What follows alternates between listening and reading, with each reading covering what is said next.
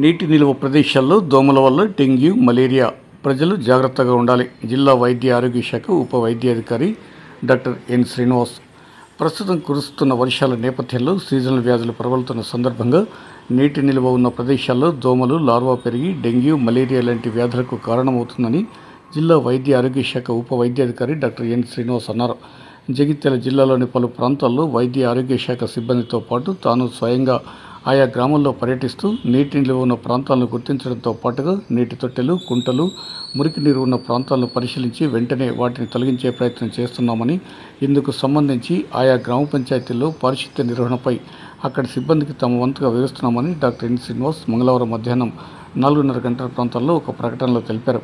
ఇళ్లకు తాళం వేసి ఉన్న పరిస్థితుల్లో నీటి తొట్టెల్లో ఉన్న నీటి మూలంగా లార్వా, దోమలతో పాటుగా అనేక రోగకారక క్రిములు చేరి డెంగ్యూ, మలేరియా వ్యాధులకు కారణమవుతుందని అన్నారు.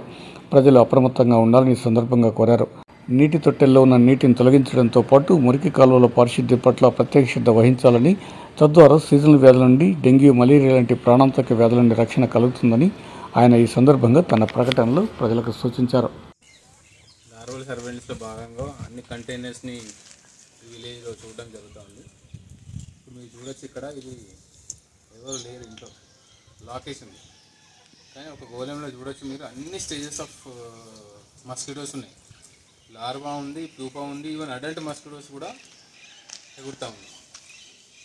ఆల్మోస్ట్ కొన్ని వందల లార్వా ఉంటుంది. ఇది విలేజ్కి ఇబ్బంది. సో ఇట్లాంటి వాటి మీద డెఫినెట్గా మనము కంటైనర్ ఎవాక్యుయేట్ చేయాల్సిన అవసరం ఉంటుంది. ఖాళీ చేయించాలి, అట్లయితేనే పోతాయి. చూడండి, దగ్గర నుంచి అందరు చూడొచ్చు, లార్వా, ప్యూపా ఉంది, అడల్ట్ మస్కిటోస్ కూడా కొన్ని హండ్రెడ్స్ ఆఫ్ లార్వా ఉంది. పర్టికులర్లీ లాక్ వేసిన హౌజెస్, అబాండెడ్ హౌజెస్, కూలిపోయిన హౌజెస్, ఓపెన్ ప్లాట్స్, ఎక్కడెక్కడైతే ఖాళీ జాగాలని అలా ఖచ్చితంగా కంటైనర్స్ని చెక్ చేయాలి. కంటైనర్సే కాకుండా ఖాళీ వాటర్ ఎక్కడైతే లో లయింగ్ ఏరియాస్లో వాటర్ అక్యుములేట్ అయిందో అది ఖచ్చితంగా మనము చెక్ చేయాల్సిన అవసరం ఉంది. సో ప్రతి ఒక్క వాటర్ హోల్డింగ్ స్పాట్ అది కంటైనరే కావాల్సిన పని లేదు.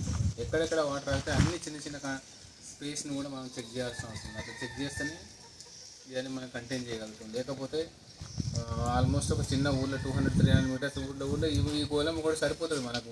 అన్ని డెంగ్యూ కేసెస్ కానీ మలేరియా కేసెస్ రావడానికి ఇట్లాంటి మస్కిటోస్ సరిపోతాయి మనకి.